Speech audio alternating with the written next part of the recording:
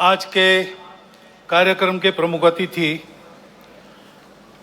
Padma Bhushan doctor कोपिल Radhakrishnan जी, विदर्भ प्रांत के माननीय संघचालक, माननीय सहसंघचालक महोदय, नागपुर महानगर के माननीय संघचालक जी, उपस्थित सभी श्रद्धेय संतगण, देश विदेश से यहाँ पर इस कार्यक्रम को देखने पधारे हमारे अतिथिगण, नागरिक सज्जन, माता भगिनी एवं आत्मीय स्वयंसेवक बंधु,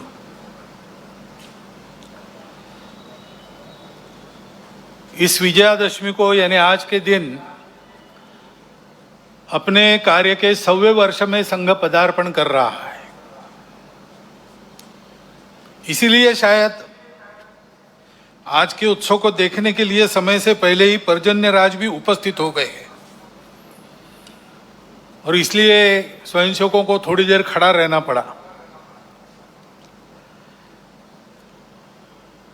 विशेष महत्व का वर्ष इसलिए भी है,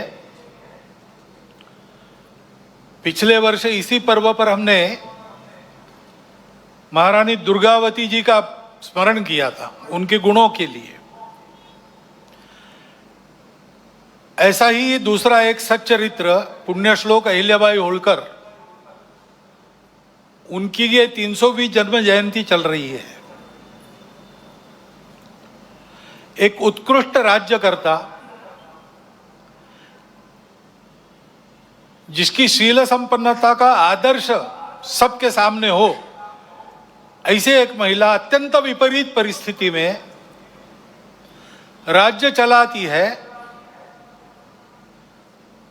रणनीति के कौशल का परिचय देती है,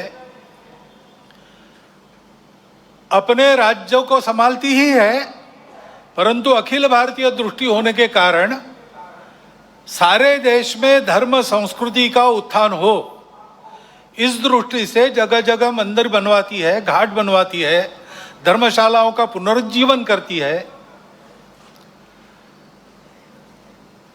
और इस प्रकार संस्कृति संरक्षण में, धर्म संरक्षण में स्वयं निस्पृह रह के अपने लिए कुछ न करते हुए और एक आदर्श उपस्थित करती है राज्यकर्ता का भी और भारतीय नारी के कर्तृत्व का एक फिर प्रतीक ऐसा उनके जीवन के निमित्त हमारे सामने खड़ा होता है, उनका हम स्मरण करते हैं। ऐसे ही स्वामी महर्षि दयानंद सरस्वती का 200वां जन्म जयंती का वर्ष चल रहा है। हम जानते हैं कि लंबी गुलामी के बाद भारत का जो पुनरुत्थान शुरू हुआ, उस पुनरुत्थान के पीछे जो शक्तियां थी, उनमें से एक स्वामी दयानंद सरस्वती है। लोगों में सही धर्म क्या है,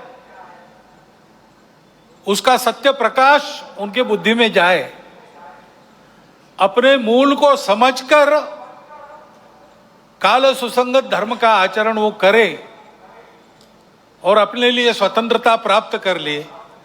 इसलिए जनों की जागृति का एक महाप्रयास उन्होंने किया।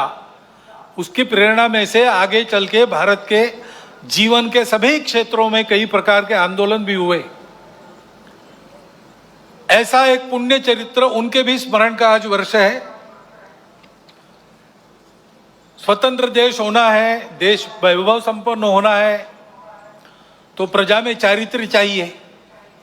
अभी अध्यक्ष महोदय जी ने जिस दैवी गुण संपद का उल्लेख किया, अभयम सत्व संशुद्धि, वही है व्यक्तिगत और सामाजिक चारित्र्य, राष्ट्रीय चारित्र्य, जिनके बलबूते देश बड़ा होता है।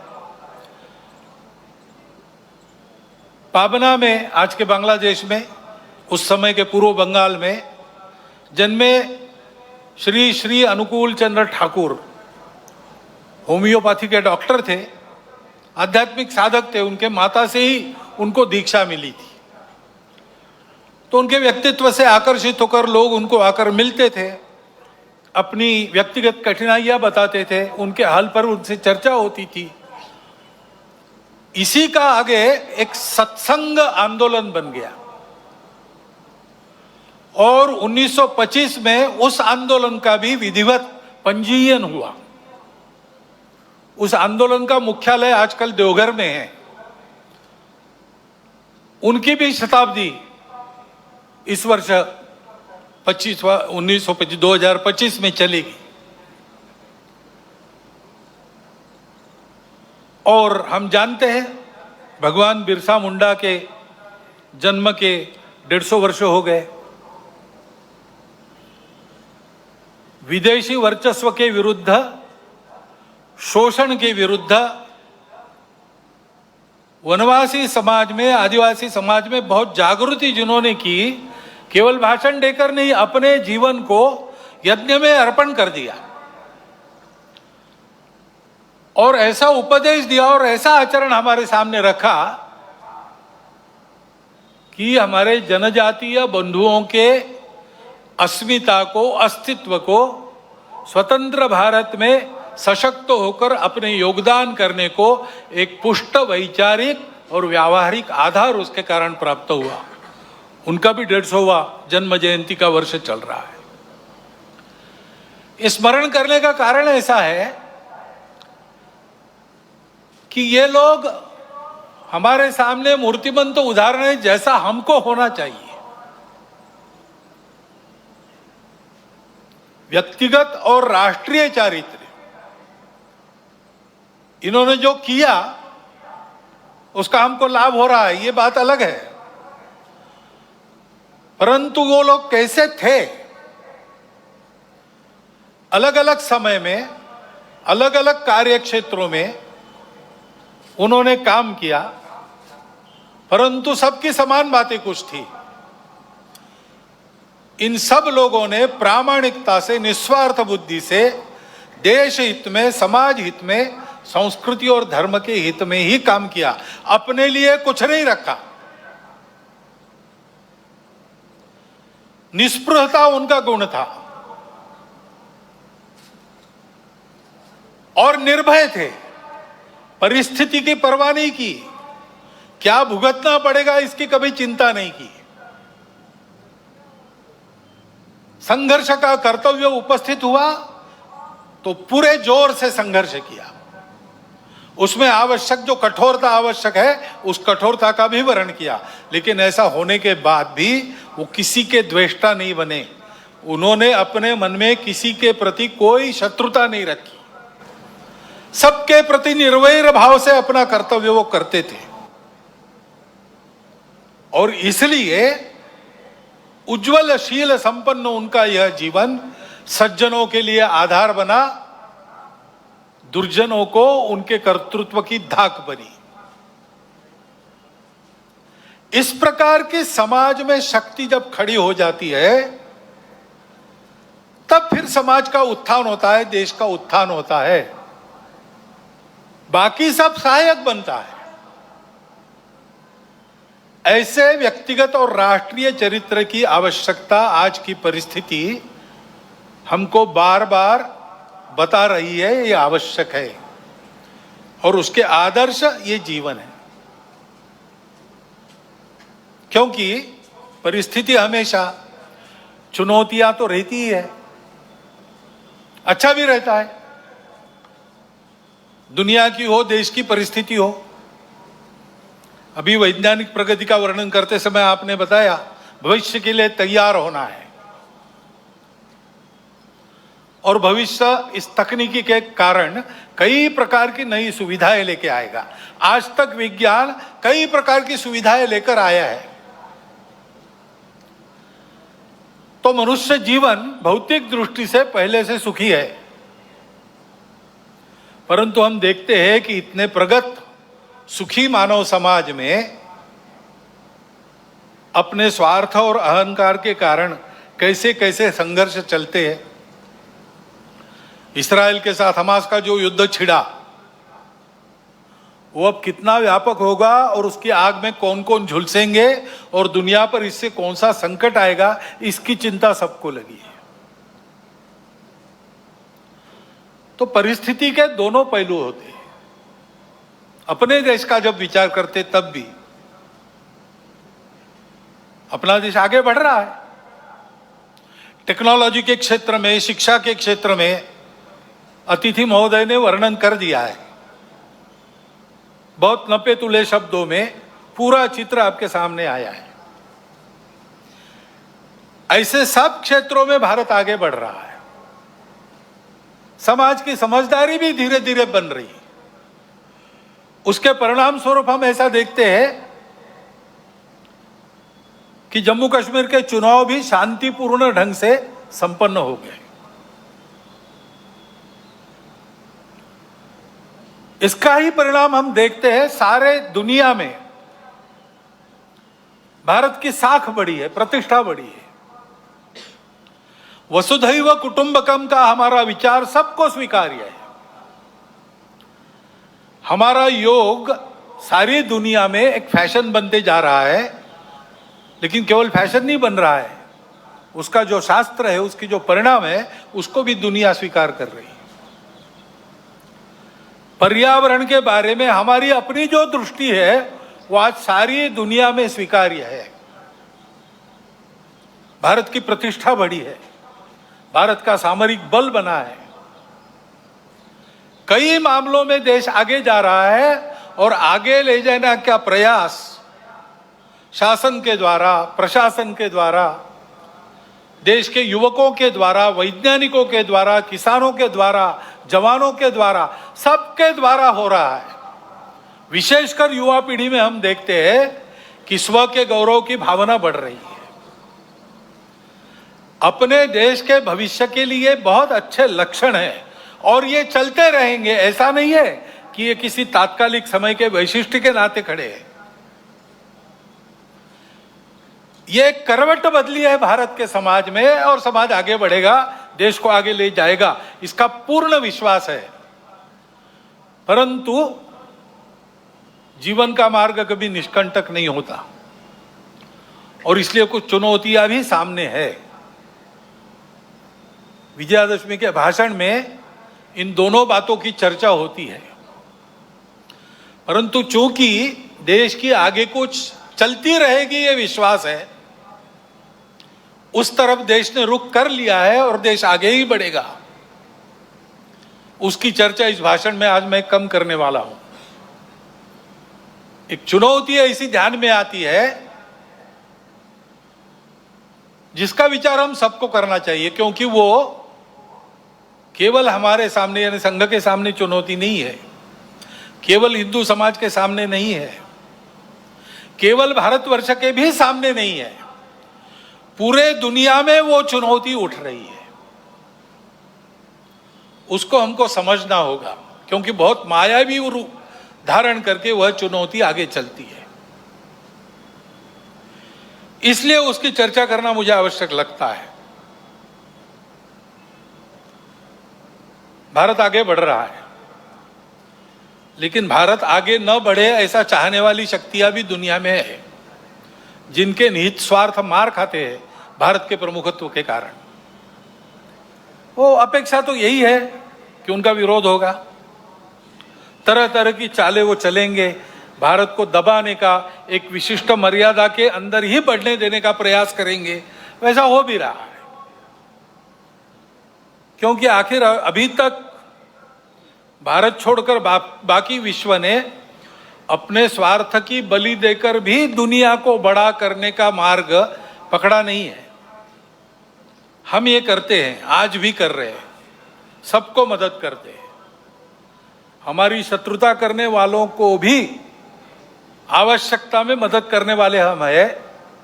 शांति रहे इसलिए अपने हितों का बलिदान भी हमने कई बार किया है और करते हैं। ऐसा स्वभाव दुनिया में नहीं है और इसलिए भारत आगे बढ़ रहा है या कोई भी देश आगे बढ़ रहा है, कल चल के हमारा स्पर्धक बनेगा ऐसा डर जिनको लगता है, वो उस देश में तरह तरह के उत्पाद करने में कम नहीं करते। भाषा तो विश्व बंधुत्व की होती है, परंतु वो वहां तक ही है। अपने निहित स्वार्थ ठीक रहने चाहिए, अपनी सुरक्षा को धक्का नहीं लगना चाहिए। और इसलिए दूसरे देशों में कई प्रकार के उत्पाद खड़े करना, जनतांत्रिक तरीके से वहां कोई सरकार चुन के कारोबार कर रही, उसको नीचे लाना, ऐसा दुनिया में चलते रहता है। ये दुनिया की रीति लगभग बन गई है, जो नहीं बननी चाहिए लेकिन है। अब हमारे पड़ोस में ही बांग्लादेश में क्या हुआ, उसके कुछ तात्कालिक कारण और पहलू है, ये बात ठीक है, लेकिन इतना बड़ा उत्पाद तो उससे नहीं होता।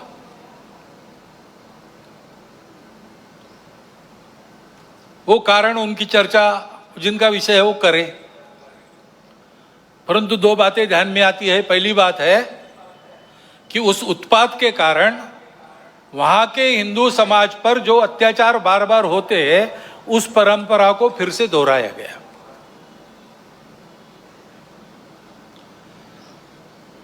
पहली बार वहां का हिंदू संगठित होकर अपने बचाव में रास्ते पर आया, इसलिए कुछ बचाव हो गया।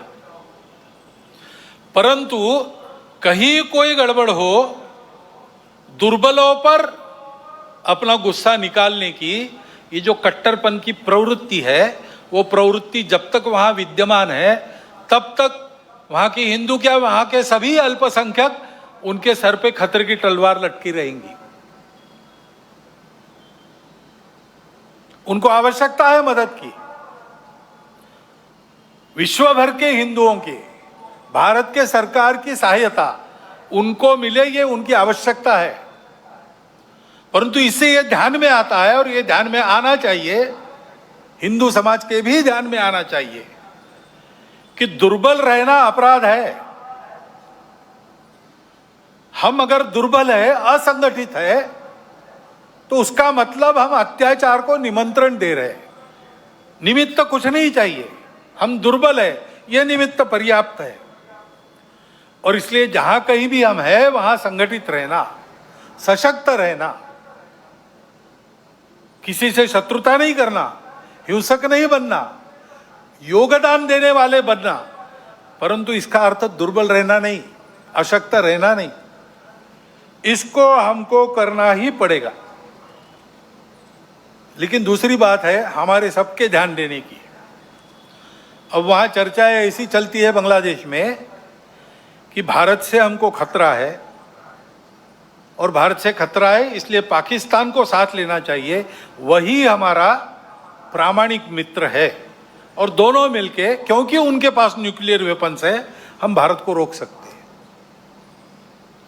जिस बांग्लादेश के निर्माण में भारत की पूरी सहायता हुई, जिस बांग्लादेश के साथ भारत ने अब तक कोई वैरभाव रखा नहीं, आगे भी नहीं रखेंगे, उस बांग्लादेश में ये चर्चाएं हो रही है। ये चर्चाएं कौन करा रहा है? ऐसे वर्णन, नैरेशंस वहां पर चले, ये किन किन देशों की हित की बात है? ये तो देखने वाले, सोचने वाले समझते हैं, नाम लेने की आवश्यकता नहीं। हमारे देश में भी ऐसा हो, ये इच्छा है, क्योंकि भारत बड़ा बनेगा तो सब स्वार्थ के दुकान तो बंद हो जाएंगी, और इसलिए भारत का ये सामर्थ्य न बने। ऐसे उद्योग चल रहे हैं। Deep state, wokeism, cultural Marxism, ऐसे शब्द चर्चा में बहुत है। पिछले साल भी मैंने उल्लेख किया था। कुछ लोगों ने कहा था कि अपने यहाँ तो है ही नहीं। ऐसा नहीं है, अपने यहाँ है, बहुत पहले से है। क्योंकि केवल भारत नहीं, सभी सांस्कृतिक परंपरा के विरुद्ध ये विचार जाता है। परंपरा से दुनिया में कहीं भी कोई भी समाज जीवन में जो मंगल है, भद्र है, ऐसा मानता है, उसको ध्वस्त करना ये इनके कार्य प्रणाली का अंग है। और ये करने के लिए पहला सूत्र उनका होता है, इन्वेड द इंस्टीट्यूशंस, संस्थाओं को कब्जे में लो। शिक्षा संस्थान है, विद्यापीठ है, शिक्षा व्यवस्था है, माध्यम है, बौद्धिक जगत है, इन सब पर अपनी पकड़ कायम करके उनके द्वारा समाज में विचारों की विकृति का प्रसार करना, विचारों को बिगड़ना, अपनी परंपरा के प्रति, अपने स्वत्व के प्रति अश्रद्धा से उत्पन्न करना। हम ही अपने लोगों को गाली दे, हम ही अपने बातों को तुच्छ माने, उनकी लज्जा करें, इस प्रकार का वातावरण पैदा करना। इतना बड़ा समाज है, उसकी कई विविधताएं हैं, उन विविधताओं को अलगाव में परिवर्तित करना नहीं है। वहां कोई जबरदस्ती विविधता आरोपित करके हम विविध है इसलिए हम अलग है, हम विविध है इसलिए हम एक नहीं है, हमारे स्वार्थ अलग है, ऐसा नैरेशन देना। इतना बड़ा समाज है, छोटी मोटी समस्याएं सबकी रहती है, बड़ी समस्याएं भी रहती है। समाज की स्थिति में सब कुछ ठीक ही रहता है ऐसा नहीं, सुधारने का भी बहुत कुछ होता है, तो कई अन्याय चलते रहने वाले रहते हैं। इन सबको लेकर एक असंतोष उत्पन्न करना, संघर्ष उत्पन्न करना, टकराव की स्थिति उत्पन्न करना, लोगों को उग्र बनाना, व्यवस्था, कानून, सत्ता, प्रशासन, इन सब के प्रति अश्रद्धा, अनादर का व्यवहार सिखाना, इससे उस देश पर बाहर से वर्चस्व चलाना आसान होता है। पहले जैसा आपस में युद्ध करना अब आसान नहीं है। अब युद्ध इस प्रकार से होता है, इसको मंत्र विप्लव कहते हैं अपने परंपरा में। ऐसा मंत्र विप्लव चल रहा है और ऐसी भ्रम की स्थिति में उनको देश के अंदर भी कभी बार साथी मिल जाते हैं, जाने अनजाने। प्रजातांत्रिक देश है अपना, अनेक दल रहेंगे, उनकी स्पर्धा चलेगी, ये प्रजातंत्र की पद्धति है। लेकिन समाज में ये अलगाव, टकराव, देश की एकता, एकात्मता, देश के वैभव संपन्न होने के प्रयास से बड़े बन गए, अथवा दलों के स्वार्थ समाज की सद्भावना और राष्ट्र की एकात्मता को गौण बनाकर चलाए गए, तो फिर किसी एक का पक्ष लेके उनके पीछे खड़ा रहना, खुद मैदान में नहीं आना। अल्टरनेट पॉलिटिक्स ऐसा कहते हैं, पर्यायी राजनीति। उसके आड़ में अपना ये एजेंडा और ये पद्धतियां चलाती है। और ये मैं कोई कॉन्स्पिरेसी थियरी नहीं बता रहा हूं, पुस्तकें निकल रही है पाश्चात्य देशों से वहां की परिस्थिति के बारे में।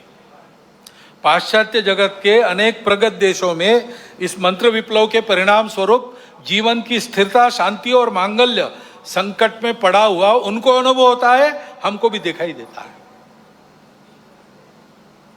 और भारत के चारों ओर, विशेषकर सीमावर्ती प्रांतों में इस प्रकार के कारस्थानों के चलते क्या क्या हो रहा है हम देख सकते हैं। समय पर हमको जागना है। हमारा देश सांस्कृतिक एकात्मता के अधिष्ठान पर खड़ा है। अंडरलाइंड कल्चरल यूनिटी, ऐसा हमारे संविधान निर्माताओं ने भी अन्यत्र भाषणों में कहा है। और नैतिक विचारों का, अध्यात्म के सत्य का एक बलशाली अधिष्ठान हमारे समाज की स्थिरता को, आपस के संबंधों को, व्यक्तिगत और राष्ट्रीय व्यवहार को मिला है। इन आधारों को नष्ट करने के कुप्रयासों को समय के पूर्व हमको रोकना पड़ेगा। उसके लिए समाज को प्रयास करने पड़ेंगे। एक ऐसा राष्ट्रीय नैरेटिव चलाना पड़ेगा, उसके लिए योजना बनानी पड़ेगी। कानून संविधान की मर्यादा में रहते हुए, अपने सांस्कृतिक अधिष्ठान पर पक्का रहते हुए हमको इसकी योजना बनानी पड़ेगी। क्योंकि समाज को सुरक्षित रखने के लिए इसी का उपयोग होगा। संस्कारों का क्षरण इन विभेदकारी ताकतों को पुष्ट करता है, और वो बलवान होती है तो वो भी संस्कारों के क्षरण का कारण बनती है। और हम देख रहे हैं कि भारतवर्ष में इस प्रकार का मनोवचन कर्मों पर कुप्रभाव निर्माण हो रहा है। क्योंकि अब कोई बात छिपी रहती नहीं, मीडिया सर्वत्र पहुंचता है। बड़ों के साथ बच्चों के हाथ में भी मोबाइल है। मोबाइल पर वो क्या देख रहे हैं, उनको क्या दिखाया जा रहा है, इस पर कोई नियंत्रण नहीं है। घर में क्या देखना नहीं देखना, इस प्रकार का विवेक नहीं मिल रहा है। ऐसी स्थिति में घर परिवारों में ये नियंत्रण स्थापित करना और अपनी विधि व्यवस्था में भी इसके व्यवस्था के लिए, कोई इसके नियंत्रण के लिए कानून बनना, इसकी आवश्यकता है। क्योंकि इन संस्कार भ्रष्टता के कई प्रकार के कुपरिणाम है। ये विवेक न होने के कारण कई जगह नई पीढ़ी नशीली दवाओं की आदतों में खोखली होती चली जा रही है। कहीं पर दिखता है, कहीं पर नहीं दिखता है। कहीं कहीं पर ऐसा भी हो गया है कि कोई नशीली दवा जो नहीं लेता उसको पिछड़ा माना जाता है। इस प्रकार का वातावरण भी उत्पन्न हो रहा है। और हम देखते हैं कि हमारे देश की परंपरा क्या है, हमारा देश कैसा है। एक द्रौपदी के वस्त्र को हाथ लगा, महाभारत हो गया। एक सीता का हरण हो गया, रामायण हो गया। यहां पर कैसी घटनाएं घट रही है। अब कलकत्ता में जो हुआ आरजीकर अस्पताल में, लज्जाजनक घटना है, हम सबको कलंकित करने वाली घटना है। और ये एक नहीं है,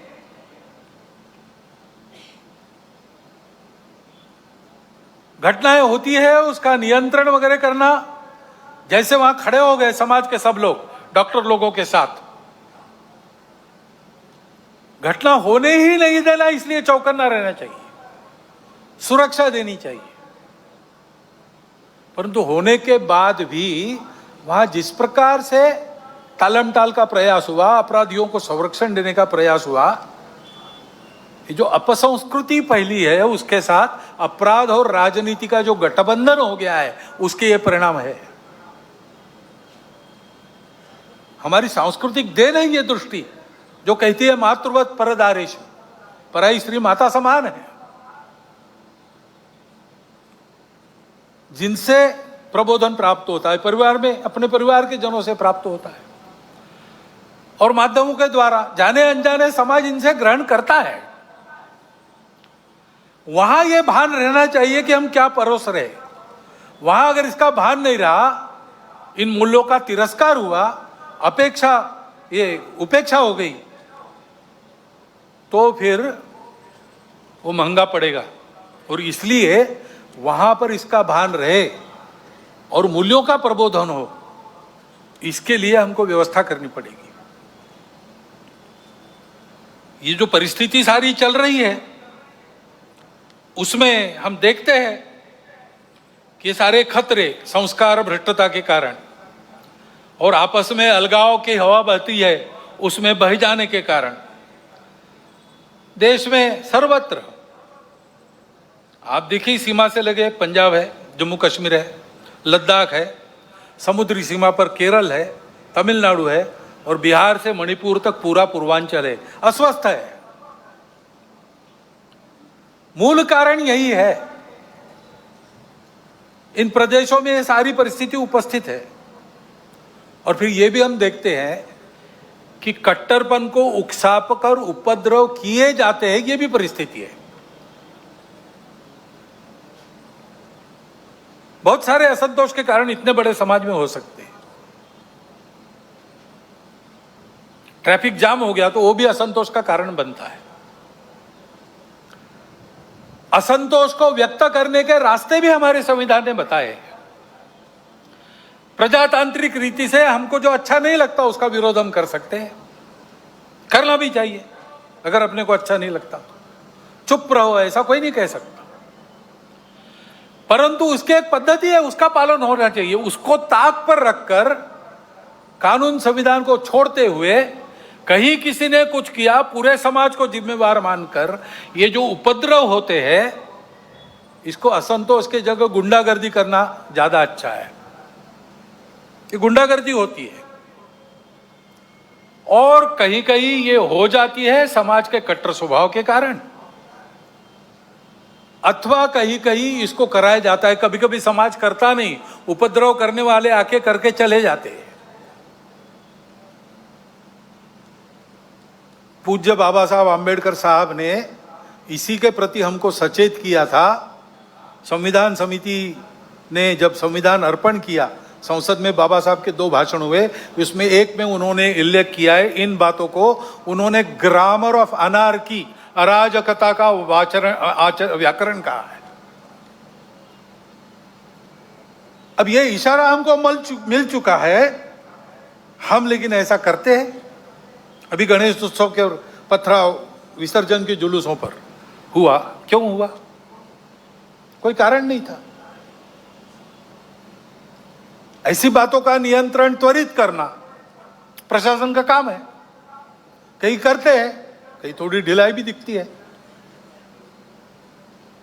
परंतु प्रशासन आते तक तो समाज को भुगतना पड़ता है। तो इसलिए समाज को तैयार रहना चाहिए, सावधान रहना चाहिए, तैयार रहना चाहिए। गुंडागर्दी नहीं चलने देनी है। गुंडागर्दी को किसी का सैंक्शन नहीं है, और गुंडागर्दी किसी की भी हो वो क्षम्य नहीं है। अपना और अपनों का प्राण और चीज वस्तु इसकी रक्षा करना ये अपना अधिकार है, मूलभूत अधिकार है। बातें प्रशासन को, पुलिस को करनी है, उनको ही करनी देनी चाहिए। उनके आते तक अपने प्राण को बचाना, अपनों के प्राणों को बचाना ये अपना अधिकार है। उसके लिए समाज को सजग रहना पड़ेगा। सजगता से होगा ही नहीं, हो गया तो सन्नद्ध भी रहना पड़ सकता है। मैं वर्णन सारा किसी को लड़ाने के लिए नहीं कर रहा हूं, डराने के लिए भी नहीं कर रहा हूं। ये परिस्थिति है, दूसरी भी है, अच्छी परिस्थिति भी है, अच्छी बातें भी हो रही। हमको इस परिस्थिति में से जाना है, और इसलिए क्योंकि हम सबकी इच्छा है अपना देश एकात्म हो, सारे झगड़े समाप्त हो, अपना देश बड़ा बने, सबकी इच्छा है, सबका कर्तव्य भी है। और इसलिए समाज की एक विशिष्ट प्रकार की स्थिति चाहिए, विशिष्ट दिशा में प्रयासों की आवश्यकता रहती है। समाज स्वयं जगता है, अपना पुरुषार्थ करता है, तब महापुरुष, संगठन, संस्थाएं, प्रशासन, शासन ये सब सहाय्य कार्य होते हैं। समाज की स्वस्थ स्थिति से सारे उपद्रव टल जाते हैं। जैसे इम्यूनिटी कम होने के बाद रोग आते हैं, स्वस्थ अवस्था शरीर की ढलती है, बीमारियां बाद में घेरती है, और बीमारियां भी स्वस्थता को नष्ट करती है। और इसलिए यह स्वस्थ अवस्था समाज की सशक्त अवस्था, यानी समाज की संगठित अवस्था है। समाज को सशक्त रहना चाहिए, संगठित रहना चाहिए, क्योंकि दुर्बलों की परवाह देव भी नहीं करते। अश्वम नैव गजम नैव व्याघ्रम नैव च बलि किसकी देनी यज्ञ में चर्चा हुई। कहते हैं क्या घोड़े की? नहीं, वो तो लात मारेगा। हाथी? नहीं, बहुत बड़ा है। शेर? नहीं बाबा, वो तो बिल्कुल नहीं। फिर किसको? तो बकरे को काटो, कुछ नहीं कर सकता। देवो दुर्बल घातका।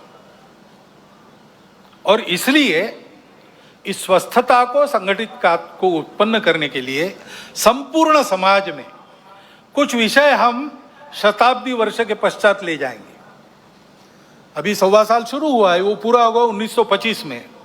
उसके बाद साल भर शताब्दी वर्ष का कुछ चलेगा। उसके बाद समाज में हम विषय लेने जाने वाले हैं। समाज के स्वस्थ स्थिति की पहली शर्त है सामाजिक समरसता और सद्भावना। इसके बिना संगठन संभव नहीं। और इसलिए इन बातों को ले जाना है। लेकिन ये बात ले जानी है, कार्यक्रम ले जाने से नहीं होता। कुछ प्रतीकात्मक कार्यक्रम कर लिए तो समरसता सद्भावना नहीं आती है। व्यक्तिगत स्तर पर, पारिवारिक स्तर पर काम करना पड़ता है। समाज के सभी वर्गों में व्यक्तियों की और कुटुंबों की मित्रता होनी चाहिए। मैं जितने दायरे में घूमता हूं, काम करता हूं, वहां के सब प्रकार के रहने वालों में मेरे मित्र होने चाहिए। मेरे परिवार के मित्र कुटुंब वहां सब प्रकार के रहने वालों में होने चाहिए। भाषा विविध है, पंथ संप्रदाय विविध है, खान पान रीति रिवाज सब अलग अलग होने के बाद भी ये कुटुंबों की और व्यक्तियों की मित्रता, यही समाज में समरसता लाती है।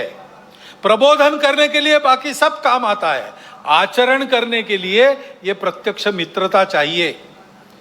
और जहां जहां लोगों को समझाना संभव है, अपनी इतनी साख है, वहां समझा के पर्व त्योहार सबके होने चाहिए। ये विषमता इतनी विचित्र हो गई कि हमने अपने संतों को, देवों को, सबको बांट लिया। वाल्मीकि जयंती वाल्मीकि बस्ती में ही क्यों हो? वाल्मीकि ने रामायण तो पूरे हिंदू समाज के लिए लिखा, तो भगवान वाल्मीकि की जयंती सब मिलके मनाए, भगवान रविदास की जयंती सब मिलके मनाए, सारे पर्व त्योहार मिलके पूरा हिंदू समाज करे, सहभागी हो, बाहर से सहभागी हो, अंदर जाकर सहभागी हो। ये सहभागिता चाहिए। और समाज के श्रद्धा के या उपयोग के जो केंद्र होते हैं, मंदिर है, पानी है, स्मशान है, वो सबके लिए खुले चाहिए, ऐसा वातावरण चाहिए। ये हमको करना पड़ेगा। इसको लेकर हम समाज में जाएंगे। अपने समाज में अनेक जाति वर्ग है, उनका अपना अपना नेतृत्व है, उस नेतृत्व के हाथ में संस्थाएं हैं, उन संस्थाओं के द्वारा उन जाति वर्गों का संचालन होता है, अच्छी तरह होता है।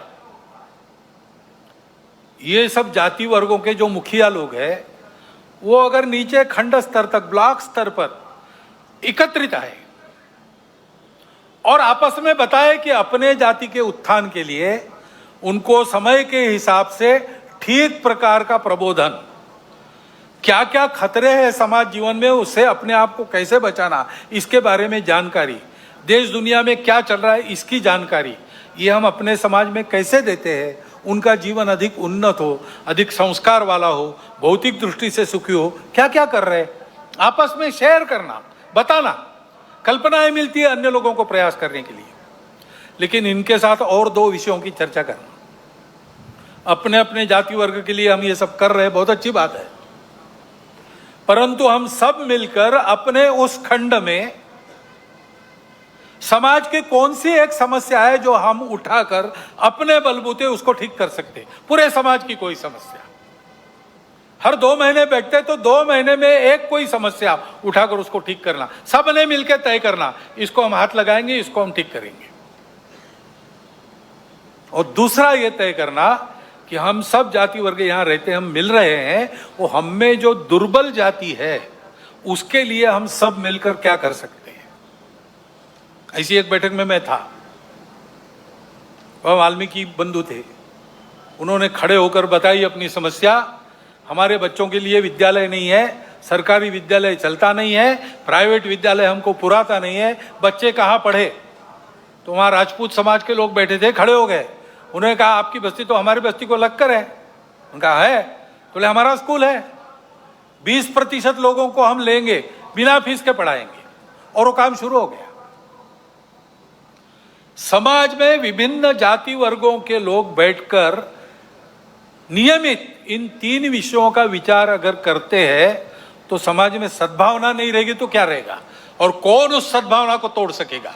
क्योंकि सब जानते हैं कि हम अपना भी विचार करते हैं, सबका भी विचार करते हैं, हम सब एक दूसरे से लगे हैं, हमारे संबंध है। ये करना पड़ेगा, इस बात को लेकर हम जाएंगे। और हम आए, इसकी राह देखने की आवश्यकता नहीं, जहां हो सकता है वहां शुरू होना चाहिए। दूसरा विषय सामने आता है, जागतिक समस्या है, पर्यावरण की। सारी दुनिया त्रस्त है, एक बड़ा प्रश्न चिन्ह चिंतकों के सामने है, सृष्टि रहेगी कि नहीं रहेगी। और अपने देश में भी उसका अनुभव हो रहा है। हम देखते हैं हमारे यहां पर तरह तरह के उत्पाद हो गए, ऋतु विचित्र बन गई, कभी भी आती है, और जब आती है तब फूट पड़ती है। वर्षा नहीं होगी तो मुंह तक में छाले पड़ जाएंगी, इतनी गर्मी, और होगी तब छालों सहित सबको बहा ले जाएंगी। ये विचित्र तीव्रता ऋतुओं की उत्पत्ति हो गई है। ये सब होता है, इसका कारण क्या है? इसका कारण पर्यावरण के बारे में एक अधूरी दृष्टि पर चलना है। अब सारी दुनिया इसको अनुभव कर रही है और इसलिए उस दृष्टि को बदलने का प्रयास भी सर्वत्र हो रहा है। अपने देश में भी उसकी बात तो हम करते हैं, परंतु उसी दृष्टि को लेकर हम भी चले, दुनिया का अंधा अनुसरण किया, और इसलिए हम देखते हमारे यहां भी वो उत्पाद हो रहे। हमारी जमीन विकृत हो गई, हमारा पानी अशुद्ध हो गया, हमारी वनस्पतियों में केमिकल्स आ गए, उसके कारण बीमारियां बढ़ रही है, ऋतु ऐसे बन गए हैं, जंगल कट गए, हरियाली नष्ट हो गई, नदियां सूख गई, अन्न जल वायु धरती सब विषाक्त हो गए, पर्वत ढहते हैं, भूमि फटती है। पिछले 2 वर्षों के समाचार देखिए। तो इस विचार को बदल के हमको अपने विकास पथ को सही, जो अपना परंपरागत पूर्ण विचार है, जो पर्यावरण के प्रति कृतज्ञता रखता है, मित्रता रखता है, उसके आधार पर कई प्रकार की अपनी पद्धतियां, पर्यावरण को पुष्ट करने वाली पद्धतियां है, मनुष्य जीवन को सुखी ढंग से चलाते हुए, जैसे जैविक कृषि है। 10,000 साल की खेती है हमारे देश में, जमीन अभी भी दे रही, उर्वर है। रासायनिक खेती हुई, 200 साल में भूमि बंजर बन गई। अब कई जगह भूमि को 3-3, 4-4, 10-10 साल विश्राम देना पड़ता है, उसमें तरह तरह के जैविक खाद डालने पड़ते, तब कृषि योग्य बनती है। ऐसी स्थितियां हमारे देश में भी कहीं कहीं हो गया है। हमको अपने विचार के आधार पर अपना विकास पथ बनाना पड़ेगा, और नीति उस प्रकार बनानी पड़ेगी, उसका कोई पर्याय नहीं है। परंतु इसके लिए विचार बनना चाहिए, सारे देश में एक समान वैचारिक भूमिका बनानी पड़ेगी। उस भूमिका का क्रियान्वयन करना है तो देश में भी इतनी विविधता है, तो क्रियान्वयन की पद्धति विकेंद्रित बनानी पड़ेगी। इसको करने में समय लगेगा, तो तब तक रुकने की आवश्यकता नहीं। अपने घर से हम प्रारंभ कर सकते, 3-3 छोटी चीजें करना, पानी बचाओ और पानी का संधारण करो, जल संधारण करना, और कम से कम उपयोग में चलाना, फालतू जाने नहीं देना पानी। दूसरी बात है प्लास्टिक हटाओ, कम से कम सिंगल यूज प्लास्टिक अपने यहां नहीं चलना चाहिए। और तीसरी बात है पेड़ लगाओ, घर में भी हरियाली रखो, आंगन है तो बगीचा करो, पेड़ सब्जी वहां उगाओ। नींबू का पेड़ हो सकता है, सीताफल का पेड़ हो सकता है, छोटी मोटी सब्जियां हो सकती है, पालक मेथी ये सब हो सकता है, छोटे से आंगन में भी हो सकता है, गमलों में भी वो खेती हो सकती है, छत पर भी खेती हो सकती है। घर की हरियाली बढ़ाओ और अपने गांव की, शहर की, मोहल्ले की हरियाली बनाने के लिए वृक्षारोपण करो। और कोई भी वृक्ष मत लगाओ, परंपरा से उस आबो हवा में मनुष्य जीवन को जो धारण करते हैं, ऐसे वृक्षों का ज्ञान अपने यहां है, वो लगाओ। कई पेड़ हमने फैशन के नाते लगाए, विदेशों से आयात करके लगाए, अब उनको काटने की आज्ञा सरकार दे रही है, क्योंकि उसके कारण मदनपल्ली गया था, कुछ पेड़ लगे थे, ये पेड़ काटने को कहा है सरकार ने। क्यों कहा है भाई? अच्छे तो घने पेड़ है, इस पर पंछी नहीं बैठता और इसकी हवा में आने वाले को विकार होते हैं, विषारी हवा है, ऐसे पेड़ हम क्यों लगाए? हमारे यहाँ पेड़ है परंपरा से, नीम का पेड़ इतना गुणकारी है, ऐसे पेड़ है। वृक्षारोपण करना, ये करते हैं तो नीतिगत प्रश्नों के संबंध में हल करने में जो समय लगेगा, विलंब होगा, उस बीच नुकसान तो कम होगा या थम जाएगा, ये हमको करना चाहिए। दूसरी बात आती है संस्कार क्षरण की चर्चा हमने की। संस्कार शिक्षा से मिलते हैं। शिक्षा 3 जगह से होती है। एक अपना घर है, घर में सांस्कृतिक मूल्यों का प्रशिक्षण होता है, घर के वातावरण से, घर के लोगों के आचरण से। ये जो कहा मैंने, मातृवत परदारेषु परद्रव्येषु लोष्टवत आत्मवत सर्वभूतेषु, आज की हवा बिल्कुल उल्टी चलती है ना। तुम ही सब कुछ हो, इंडिविजुअलिज्म। यहां कहते हैं आत्मवत सर्वभूतेषु, मेरे जैसे सब लोग हैं, जिससे मुझे खराब लगता है दूसरों के साथ नहीं करूंगा। पैसा शॉर्टकट से नहीं लूंगा, पसीने का कमाऊंगा वही खाऊंगा। दूसरों का पैसा मिट्टी का ढेला है मेरे लिए। परद्रव्येषु लोट्ठवत् और मातृवत् परदारेषु। ये प्रशिक्षण कहाँ होता है? सबसे पहले अपने घर में होता है, बचपन से होता है। घर का वातावरण वैसा करना, घर के सब लोगों को वैसा व्यवहार रखना चाहिए, अपने कुटुंब में इसकी चर्चा करते रहनी चाहिए, वैसा वातावरण बनाना चाहिए। शिक्षा नीति में ये आना चाहिए। नई शिक्षा नीति में इसका प्रयास चल रहा है। परंतु वो जो कॉलेज स्कूल में शिक्षा मिलती है, यानी प्रबोधन होता है, भाषण होता है, पढ़ना होता है, सुनना होता है, केवल उससे नहीं होता, देखना भी होता है। शिक्षा में जो पढ़ाया जा रहा है उसका मूर्तिमंत उदाहरण शिक्षक प्राध्यापक होने चाहिए। वहां से प्रारंभ करना पड़ेगा, उनके प्रशिक्षण का कोई तरह का ढूंढना पड़ेगा। लेकिन ये ध्यान रखना, शिक्षा तो बाद में आती है। आयु के 3 साल से लेकर 12 साल तक की घर के वातावरण से और घर में होने वाले संवाद से मनोभूमिका बनती है, आदमी उसी दिशा में आगे बढ़ता है। इसलिए घर और ऐसे शिक्षा संस्थान, उसके साथ साथ सामाजिक वातावरण, समाज में जिनको देखकर लोग चलते हैं, यद्यदाचरति श्रेष्ठ तत्तदेवेतरो जना महाजनो येन गतस्स पंथा। कई उक्तियां हैं। समाज के प्रमुख लोग जैसा चलते हैं वैसा सब लोग करते हैं। विचार करने की झंझट में नहीं करते पड़ते, उनकी वो क्षमता नहीं, वो समझते भी नहीं। तो जिनको बड़ा माना जाता है, जो लोकप्रिय है, जो प्रभावी है, वो जैसा कहेंगे करेंगे, वैसा कहते करते हैं लोग। उनको ये चिंता करनी चाहिए। समाज के मन को गढ़ने वाले माध्यमों को इसकी चिंता करनी चाहिए कि हमारे करने में से समाज की धारणा करने वाले, समाज में भद्रता, मांगल्य कायम रखने वाले मूल्यों का पोषण होना चाहिए। कम से कम उसको धक्का लगे ऐसा कुछ नहीं करना चाहिए। जिस प्रकार की बातें आती है ओटीटी प्लेटफॉर्म्स वगैरह पर, बताना भी अभद्रता होगी, इतना विभत्स होता है। और इसलिए मैंने कहा कि इसका कानून से भी नियंत्रण होने की आवश्यकता है, बहुत आवश्यकता है। जो संस्कार भ्रष्टता था, एक बड़ा कारण वो भी है। और इन्हीं संस्कारों का जीवन में प्रकटीकरण जब होता है तो उसका एक दूसरा पहलू है हमारा सामूहिक जीवन, सामाजिक जीवन, नागरिकों का जीवन। हम लोगों को देश में साथ में रहना है। साथ में रहना है तो ठीक से चलना आना चाहिए ना।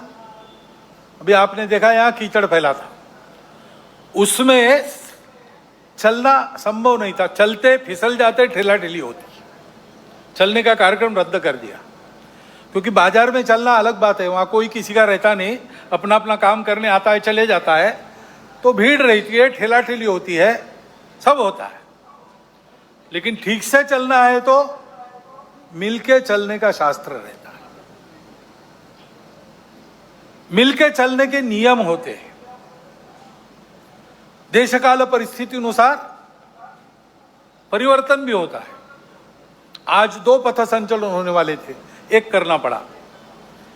एक उसमें 6 कतारों में चलने वाला था, सबको 4 में चलना पड़ा, क्योंकि वर्षा के कारण एक परिस्थिति आई। ऐसे परिवर्तन होते रहते हैं। लेकिन अपने समय में जो भी नियम है साथ चलने के, उसका पालन करना चाहिए। नागरिक अनुशासन होता है, कई प्रकार के कर बिल भरने पड़ते हैं, समय पर भरना चाहिए।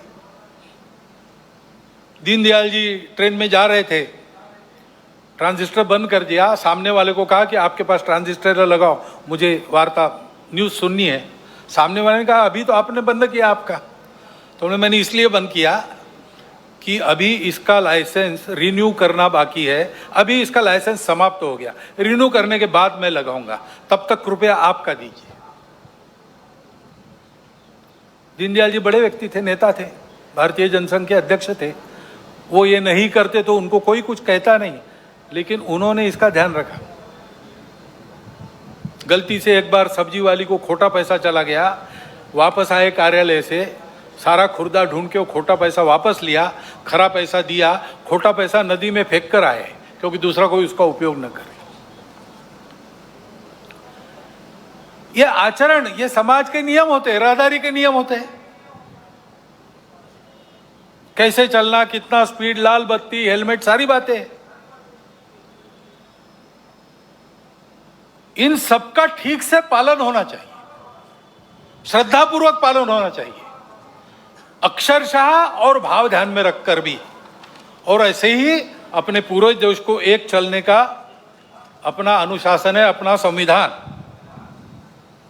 वो संविधान हम सब लोगों ने अपने लिए धारण किया है। संविधान की प्रस्तावना में पहला वाक्य है, हम भारत के लोग अपने आप को इस संविधान को अर्पण करते हैं। इस भाव के ध्यान में रखना। वो संविधान अपने देश के चलने का अनुशासन है, उस अनुशासन का भी पालन होना चाहिए। और इसलिए उस संविधान के 4 प्रकरण विशेष महत्वपूर्ण है। सबको उसका प्रबोधन मिलना चाहिए, सब में उसकी चर्चा होनी चाहिए। एक तो संविधान की प्रस्तावना है, दूसरा संविधान में मार्गदर्शक तत्व है, संविधान में मूलभूत कर्तव्य है, और संविधान में मूलभूत अधिकार है। सामान्य लोगों को भी इसकी जानकारी मिलनी चाहिए, उसके प्रबोधन की व्यवस्था होनी चाहिए। घर में से, स्वभाव में से हमको मिलजुल कर चलने की कला मिलती है, वो मिलनी चाहिए। वो पारस्परिक व्यवहार का अनुशासन, परस्पर व्यवहार में मांगल्य, सद्भावना, भद्रता, और सामाजिक व्यवहार में देशभक्ति और समाज के प्रति आत्मीयता के साथ कानून, संविधान का निर्दोष पालन, ये सब मिला के व्यक्तिगत और राष्ट्रीय चारित्र्य बनता है। देश की सुरक्षा, एकात्मता, अखंडता व विकास के लिए यही 2 पहलुओं महत्वपूर्ण है। इनका त्रुटि विहीन और संपूर्ण होना आवश्यक है। इसलिए सजगता और सातत्य के साथ इसकी आदत लगानी चाहिए। आदत की बात है, समझते सब है, करने की आदत जो पड़ी है उसको बदलने की बात है। इसलिए हमेशा सतर्क रखते, एक एक कदम पर इसमें, इस चौखट में मैं ठीक चल रहा हूं कि नहीं, ये देखना चाहिए। और ये आचरण सतत ऐसे होता है, उसकी प्रेरणा है स्व की प्रेरणा। स्वदेशी हम कहते हैं। ये स्व क्या है? अध्यक्ष जी ने उल्लेख किया, हम कौन है, कहां से आए, कहां जाना है। इसके आधार पर हमारे पूर्वजों ने एक सत्य को प्राप्त किया। उस सत्य के आधार पर हमारे कुछ मूल्य बने, जिनको धर्म कहते हैं। सत्य, करुणा, शुचिता, तपस, इस चौखट में जो बैठता है वो धर्म है।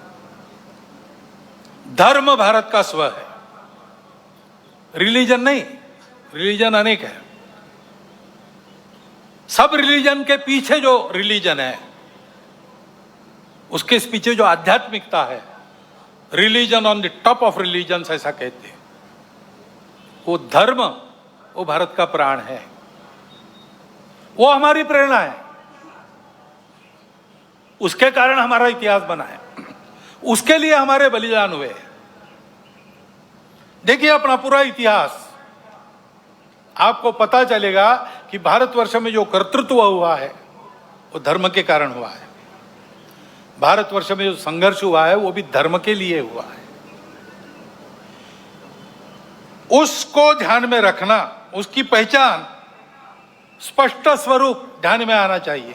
हम कौन है, उसके नाते हम कहे जाते हम सब हिंदू है, क्योंकि उस धर्म को जो शाश्वत है, सनातन है, सृष्टि के साथ अस्तित्व में आया है, सबको है, सबका है। हमने खोजा नहीं है, हमने दिया नहीं किसी को, हमने पहचाना केवल, इसलिए उसको हिंदू धर्म कहते हैं, जो वास्तव में मानव धर्म, विश्व धर्म है। वो हमारा स्वत्व है। उस स्वत्व के आधार पर चलना, छोटे छोटे व्यवहार भी उसके आधार पर करते हैं। उसके गौरव के कारण स्वाभिमान उत्पन्न होता है, और स्वाभिमान हमको बल देता है आगे बढ़ने का। और इसलिए उस स्व के आधार पर छोटे व्यवहार भी करना जो हम अपने घर में बना सकते हैं, बाजार से नहीं लाना।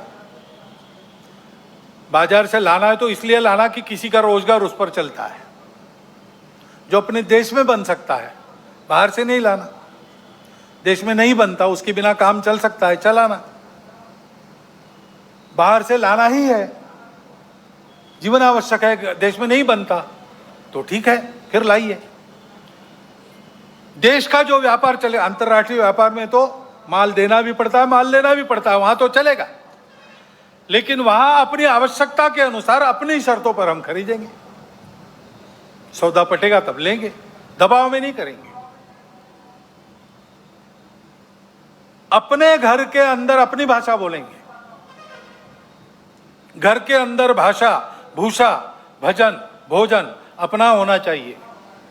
भ्रमण करने के लिए जाते, सारी दुनिया में जाइए, कोई बात नहीं, अपने देश के भी स्थान देखिए, प्रेरक स्थान है और अपने देशवासियों की स्थिति बताने वाले स्थान है।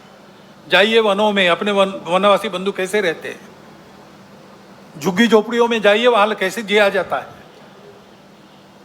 प्रेरक स्थानों पर जाइए, किले देखिए, चित्तौड़ का गढ़ देखिए, रायगढ़ देखिए, ये भी जाने के स्थान है। भ्रमण वैसा होना चाहिए और अपना भवन भी वैसा होना चाहिए। ये स्वदेशी का व्यवहार है, उसको आग्रह पूर्वक करना। ये 5 बातें लेके स्वयंसेवक समाज में जाने का विचार कर रहे हैं। समरसता, सद्भावना, पर्यावरण, कुटुंब प्रबोधन, स्वदेशी और नागरिक अनुशासन। और एक बात है जिसको हम सब ने ध्यान में रखने की आवश्यकता है, मन वचन कर्म का विवेक चाहिए। राष्ट्रीय चारित्र का वो एक महत्वपूर्ण पहलू है।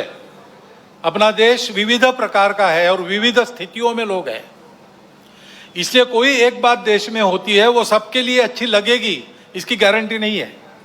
कोई कानून बनता है वो सबको जचेगा, नहीं बता सकते, सबको खुश नहीं कर सकता कानून। तो हमेशा कुछ न कुछ तकरार रहेगी, शिकायत रहेगी। विविधताएं हैं, ये विविधताएं अलगाव नहीं है, विशिष्टता है। सृष्टि विविध है, सृष्टि की विशिष्टता है, हमारे देश में भी है। ऐसी बातों को लेकर आपस में लड़ पड़ना ठीक नहीं है। हम संवेदनशील रहते हैं इन सब बातों के प्रति, ठीक भी है, लेकिन उस संवेदनशीलता को प्रकट करने का मार्ग संयम का होता है, असंयम का नहीं होता। कानून और व्यवस्था को धता बताकर अवैध या हिंसात्मक मार्ग से उपद्रव खड़े करना, किसी ने किया पूरे वर्ग को जिम्मेवार मानना, ये गलत है, किसी के लिए ये विहित भी नहीं है। सहिष्णुता, सद्भावना भारत की परंपरा है। असहिष्णुता और दुर्भावना भारत विरोधी और मानव विरोधी दुर्गुण है। इसलिए क्षोभ कितना भी हो, असंयम से बचना चाहिए। मन, वाणी और कृति से किसी की श्रद्धा का, श्रद्धास्पद स्थान का, महापुरुष का, ग्रंथों का, अवतारों का, संतों का अपमान न हो, इसका ध्यान स्वयं के व्यवहार में रखना चाहिए। और अन्य किसी से ऐसा हो गया तो भी स्वयं पर नियंत्रण रखकर ही चलना चाहिए। असंयम के बदले असंयम से संयम निर्माण नहीं होता, बैर से बैर की शांति होती नहीं। संयत व्यवहार करना सीखे, क्योंकि सब बातों के परे, सब बातों के ऊपर महत्व समाज की एकात्मता, सद्भाव और सद्व्यवहार का है। यह किसी भी काल में किसी भी राष्ट्र के लिए परम सत्य है तथा मनुष्यों के सुखी अस्तित्व तथा सहजीवन का एकमात्र उपाय है। और ऐसे चलना है तो शक्ति चाहिए, क्योंकि दुर्बल धर्म का वहन नहीं कर सकते। नायम आत्मा बलहीने न लभ्या, अध्यात्म की साधना बलहीनों को नहीं पटती। ये सारा करना है तो दुनिया में तरह तरह की परिस्थिति है, सशक्त समाज इसको कर सकता है। जो नहीं करते वो अपने आप को कितना भी बलवान बताते होंगे, कुछ दुर्बलता उनके अंदर छिपी है। और इसलिए दुनिया की रीति है, सत्य भी है अपना, दुनिया शक्ति देखती है उसके पीछे की, उसको स्वीकार करती है। बलहीनों को नहीं पूछता, बलवानों को विश्व पूजता। जब भारतवर्ष गिनने लायक बल नहीं रखता था तो हमारे कितने अपमान होते थे, हमारे लोगों को कैसे निकाला जाता था। अब भारतवर्ष की शक्ति बढ़ गई है तो मान भी बढ़ गया है, भारतवर्ष के नागरिकों की प्रतिष्ठा भी बढ़ गई है। भारतवर्ष जितना बड़ा बनेगा उतना उसकी बातें स्वीकार होगी, उसकी बातें सत्य है, सबके लिए है, सद्भावना परिपूर्ण है, परंतु उसका स्वीकार होना है तो शक्ति संपन्न बनना पड़ेगा। ये आज के जगत की रीति है। इसलिए शक्ति की साधना, दुर्बल नहीं रहना, शारीरिक, मानसिक, बौद्धिक सब प्रकार का बल चाहिए, संगठित समाज का बल चाहिए, उसी की साधना राष्ट्रीय स्वयंसेवक संघ करता है। परंतु शक्ति को दिशा चाहिए, दिशाहीनों की शक्ति उपद्रव करती है, और इसलिए राष्ट्रीय स्वयंसेवक संघ में बल के साथ शील की साधना होती है। शील संपन्न शक्ति विश्व में सद्भावना और शांति का आधार बनती है। साधना ही मुक्ति का शुभ द्वार है, शक्ति ही तो शांति का आधार है, लेकिन ये शक्ति शील संपन्न होनी चाहिए। इसलिए प्रार्थना आपने सुनी, अजय्यांच विश्वस्य देश शक्तिम, अजय्य शक्ति जिसको कोई परास्त न कर सकते ऐसा ही है। लेकिन तुरंत कहा सुशीलम जगत येन नम्रम भवेत, ऐसा शील चाहिए जिसके सामने आदर पूर्वक सारा जगत नम्र हो। भारत में ये जो चुनौती है सारे विश्व पर जो है,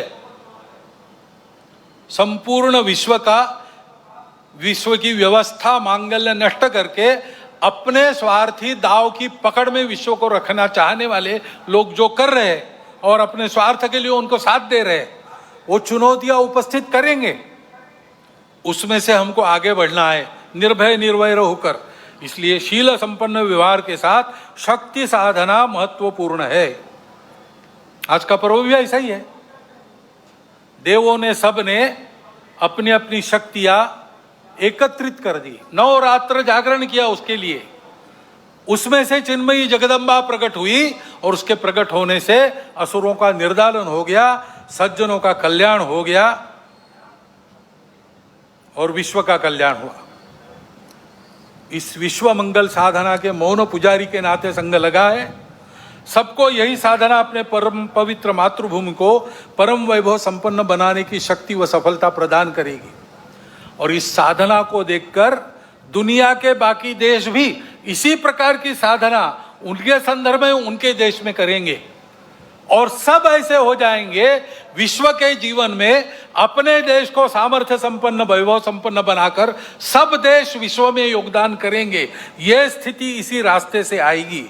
ऐसी यह साधना है, सुख शांति सद्भावना युक्त विश्व को बनाने की साधना करने वाला भारत बनाने की यह साधना है।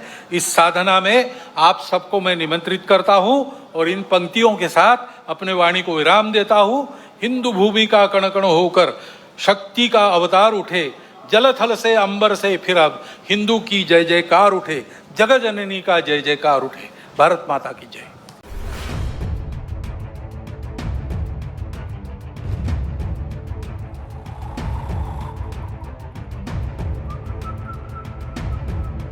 हर बड़ी खबर का असली एड्रेस है खबरनामा। इसलिए हर न्यूज अपडेट के लिए सब्सक्राइब करें और फॉलो करें खबरनामा। और इस वीडियो के लाइक बटन को प्रेस कर इस वीडियो पर कमेंट के जरिए अपनी राय देना ना भूलें।